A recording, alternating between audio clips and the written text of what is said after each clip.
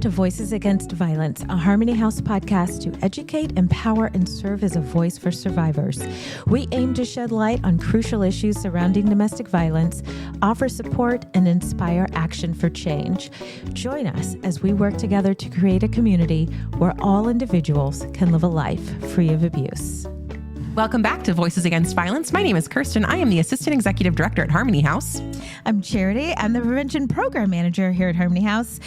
And joining us today, it's another staff spotlight. And we've not had this person on the podcast. So I'm really excited to learn more about this staff person and their expertise on our topic today. We're going to be focusing on safety planning. But joining us is Brooke, who is the Advocate Office Operations Manager. Welcome to Voices Against Violence. Thank you. I'm Give so it up for Brooke. Now, before we delve really deeply into safety planning and all that, let's give the listeners a little bit more about yourself. You've been with Harmony House for a while, and you've been in a few different roles. This is your most current one. Tell us about your journey here at Harmony House. Sure. So I always like to say that my journey at Harmony House started in my undergrad. I did a lot of work in advocacy and really trying to promote the Violence Against Women Act. And we did a lot of campaigns, sending letters to our congresspeople to try and advocate for that. And so that's where I was also exposed to Harmony House. We spoke to a lot of volunteers who were also very excited about that. And then after I graduated with that, I started here. That was about 4 years ago that I started here. I've always been in the advocate office, but I've gone from an advocate to a trainer, a team lead. I've been two kinds of supervisors, and now I'm the operations manager. Wow. So 4 years, all direct service positions, somewhere in the advocate office, really serving as like the heartbeat of our organization, I say. You all know everything about everything, it feels like. But I missed, what was your undergraduate degree in? So I got my undergrad in anthropology. And you just happened to be very interested in the Violence Against Women Act as a part of that degree. Yeah. So there's actually quite a few courses, at least there was at my time, specifically on activism and cultural anthropology and looking at the day-to-day happenings of America. Okay, so the advocate office, you've had a few roles in that advocate office. For those of you who are listening, maybe you're not familiar with our advocate office. Our advocate office are the folks who are answering those hotline calls 24 hours a day, 365 days a year. We have staff picking up the phone, ready to help folks in crisis. I imagine that looks very different depending on someone's situation. So what you might talk with one person might be a different conversation you have with somebody else. Can you talk to us a little bit about the different avenues that you might explore as an advocate, how you stay person-centered? Like, what does that look like when you're on that hotline call? I think the biggest thing that we think about is viewing someone holistically. And so we take a lot of time to let them explain their situation in their own words. Survivors are always the experts in their own life, and they can usually retell what they're going through pretty well. So we will look at kind of what their main concerns are. And sometimes what they are saying their main concerns aren't what we would consider if you're just hearing it. So I think it's really important to put their needs first. Yeah, putting their needs first. Okay, so if their need is not to come to shelter, let's say, they want to stay in their home or maybe stay in their relationship, is that when safety planning comes into the mix? It can be. I think that safety planning is something that we should always offer anybody. I think anytime you feel a little bit unsure, you're having any kind of safety risk, I think that safety planning is important, even if just to be aware of the what if moments that you might experience. Okay. So for folks listening who maybe are not familiar, like safety planning, the name does tell you what it is, but kind of give us an overview of what safety planning is. And I'm curious, how often do you have to safety plan with clients, or what percentage of your clients do you engage in safety planning with? I would personally consider safety planning as just a survivor-led, very practical process that helps someone think through ways to reduce harm and just increase safety in their daily life. And I prefer to think of safety planning not as like a checklist or a plan, but just a toolkit of strategies that we can use, and we can pick and choose which ones we're using at a different time. Yeah, as the situation evolves, it might change. In terms of how often we safety plan, we do it very frequently. We try to in almost every conversation we have. And again, it's not always just a sit down, let's safety plan, let's look at this very rigid checklist of things that we need to look at, but it's, do you feel okay going to work today? You feel a little bit anxious? What can we do to make you feel a little bit less anxious? You're afraid that somebody might see you on the way from dropping your kids off at school? How about we take a different route today? It's small conversations that ultimately help survivors feel just a little bit more in control. Wow. Okay. And so the examples you just gave, right? Like, do you feel safe going this, your current route to work? Do you feel comfortable?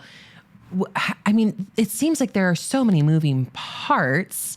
How do you kind of wrap your head around all of the different avenues that, like, what about this? And also this? How do you hold all of those in your brain at the same time, Brooke? I think, again, it just comes back to listening to what the survivor is saying. There are a lot of moving parts, but you can pretty easily identify what the main aspects that are really weighing on them in that moment are. Okay. So you're listening to their experience and then you're weighing the aspects. So are there certain aspects that would be what you would kind of consider like high risk or like high lethality, or like maybe just something that would get your attention to safety plan around more than other factors? Yeah, I think it also depends on what stage they are in, whether they're leaving, whether they're staying, or they've already left their abusive situation.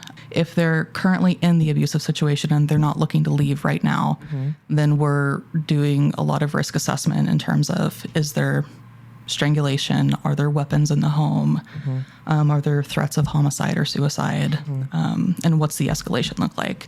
And so we're doing a lot of risk assessment there. And those safety plans are going to look a little bit different than if you're actively trying to leave or if you've already left. If you're still in there and you have all of these high risk factors like that, then we're really going to be looking at, is there a room in your house that is safe for you to go to and lock yourself in moments of escalation?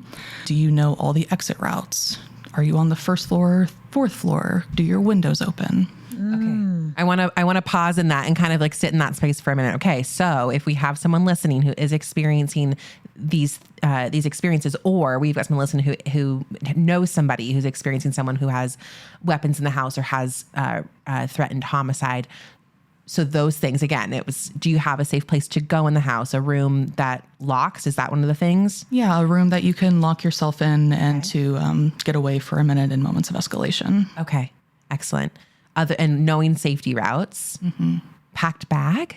Yep, making sure that you could have a go bag with any important documents, medications that you can kind of just grab real fast if you need to. I imagine that safety planning looks different for the person who calls that hotline, and maybe you're helping them safety plan in that kind of immediate short term versus someone who's already a client and you've got time to sit down and maybe have a longer conversation.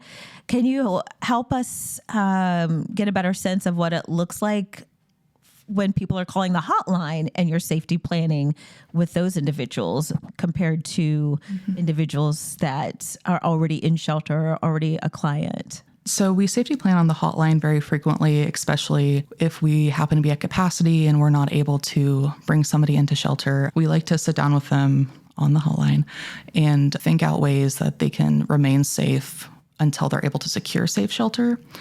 And so, again, a lot of that is, do you have a support system right now where you could give someone a code word where if you're not safe tonight, you can message them and they can send someone to help you? Do you know a safe place where you can go? Is there a gas station down the street where if you're able to get out of the house tonight, you can go there and wait for someone to assist you? And it's a lot of immediate crisis and emergency situation planning, whereas people in shelter, they're having their safety needs met. For the most part, and we're looking more so at more long-term and day-to-day crisis situations. So again, on your way to work, taking your kids to school, planning for court appearances where you're going to see your abuser. What's the first question when you go to safety plan with someone? Is there, Are there kind of standard questions like you're always going to start with this? I'm always going to ask about that. What are some of those kind of key elements? I mean, I realize safety plan looks different for each individual because their situation is different, but are there elements that are present in kind of every safety plan? I definitely think there can be. Again, I view safety planning as just a conversation. And so I like to see where the client takes it. And what they feel is most important. But usually it can start off with what part of your day feels safe to you? Like where do you feel like your safety needs are being fully met? What part of your day do you feel the most anxious? And what do you feel is the most unpredictable part? And then we can kind of hone in on that. And then once we have that section taken care of, then we can look at other aspects. So logistical things like transportation and social support, and we are looking at physical locations as well, especially if they're still in the home. But I think the main thing is just identifying what aspect of their life and their day is the most unpredictable for them. And what I love, that question that you just asked was where in the day do you feel the safest? So starting from a spot of strength-based support. So like what's already working and then building on that rather than trying to tell them like how to access safety, right? Like this, them identifying this is what I've done so far to stay safe and this is helpful. Yeah. Yeah. So I think something that would surprise folks, and I've heard this said in community spaces or just in talking with like grant funders or donors, DV threats will continue after somebody leaves, right? Like, and so I think that sometimes folks fall into this trap of thinking like, oh, as long as they get out of the relationship, if they get to safety, like they'll be like, everything will be okay again. And it's like, no, like this is something we're going to continue to think about for a very long time, if not forever, right? Depending on the situation. And I think what you're talking about right now, like once somebody's in shelter, largely most of their safety needs are met. And there are other considerations too. Am I hearing it correctly? Yes. Yeah. So it continues to be an ongoing conversation. And so it's not as simple as just, well, once they leave, they'll be safe. Yeah. No. And I'm sure most of us might know this, but the most dangerous time for a survivor is when they're leaving or right after they've left. Yeah. And so that's when safety planning is the most necessary. And once you've left, you might not expect there to be as many safety risks as you might find. And so safety planning and being fully prepared for those things can be really helpful. And even, long-term, years down the road, if you aren't feeling as unsafe as you used to be, there's still strategies that you learn through safety planning that you can still incorporate into your life every day. Okay, so Brooke, I'm listening to this podcast, right? And I know somebody who's experiencing DV and I'm thinking, oh, I need a safety plan with them. But oh no, I don't know how. Because there's just so much to think through. So like, what do I do? How do I start that conversation? How do I effectively safety plan as maybe somebody who doesn't have a ton of experience as an advocate office operation manager? Like, what do I do? Well, I will first put in there that you can always call our hotline, and we can also safety plan 24/7, 365. But I think that a lot of it is, again, finding where they feel the most unsafe, and then kind of taking yourself out of the equation and really seeing what is realistic for them. We never want to tell a survivor what to do. And I think that can be really easy when we're looking as an outsider. Right. Oh, well, you feel unsafe here, just do this. Sure. That might not be realistic for them. And I think something about survivors is because they're so resilient, because they're living in these situations, a lot of the times they've already been safety planning without having that language. Right. So they've been testing out strategies to know what's going to work, when to bring things up, what rooms to be in, how to not be trapped in small spaces with an escalated person. And so a lot of the times they have ideas of what they would want to do. And it's about giving them space to speak on those things and create kind of roadmaps and paths for them to get there. And I think that's kind of the biggest thing, is just listening to them and then looking at, again, social supports, safety, Yeah. transportation. So if somebody is listening to the podcast right now and they were thinking like, well, I'm not an expert in safety planning. Okay, good. Like you don't have to be the expert. One, we've got a hotline, and two, we can trust survivors to be the experts because they're already doing this work, and our advocates are trained to help guide them into what they've already been doing that has been successful in keeping them safe. Mm-hmm. I just want to kind of reiterate what you just said, though, that like survivors are already doing this, even if they don't have the language. They might not be calling it a safety plan, but they're already doing it. I think there are a lot of folks in the community, maybe well-meaning, who do think, oh, well, they should just do this. But I love that throughout this whole conversation, you are centering survivors and saying they are the experts, and they're already doing this. So Captain Obvious. It's not like they haven't already thought of that. And I also want to circle back to something else you said, that, you know, getting out is not the end. I always say in my presentations, which is why I was laughing earlier at the absurdity of this, but people think once they've gotten out, and if they're at Harmony House, well, then let's just, you know, wipe our hands, we're done, everything's good.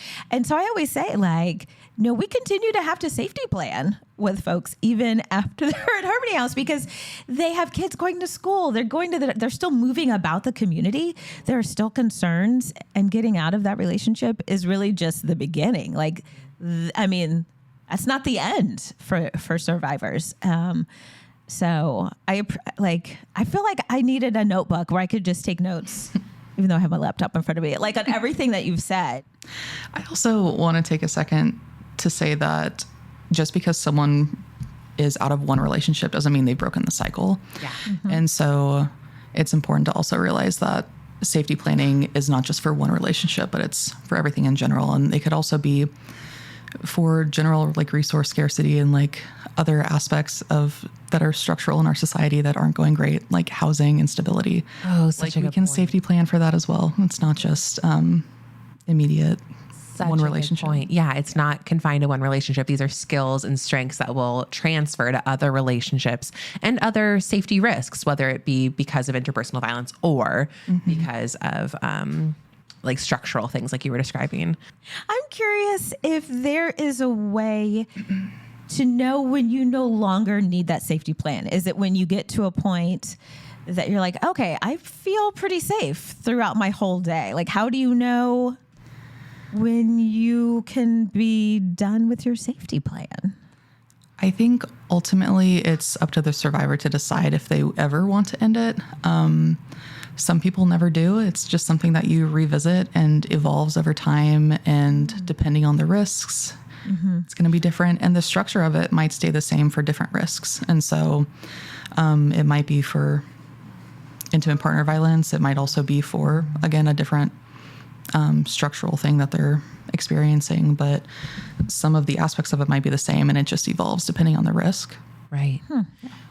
Charity and I sat in on a training, on a webinar of folks with lived experience with stalking. And that was something that she spoke about. She said, I will live with this forever. And so, I mean, she was very clear that her safety planning is a forever thing for her. Mm-hmm.